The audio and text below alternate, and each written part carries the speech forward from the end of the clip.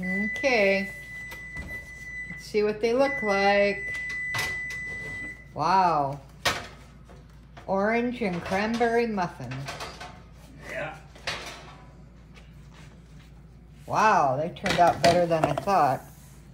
Now, I got this recipe from online, and they're supposed to be the same as McDonald's cranberry and orange muffins. Yeah. So I'll leave all the ingredients below.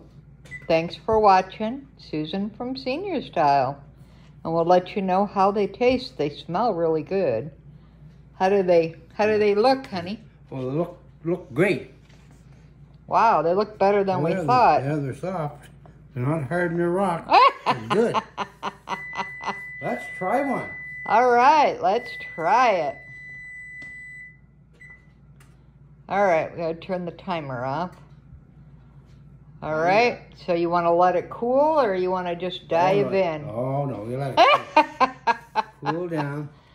All right.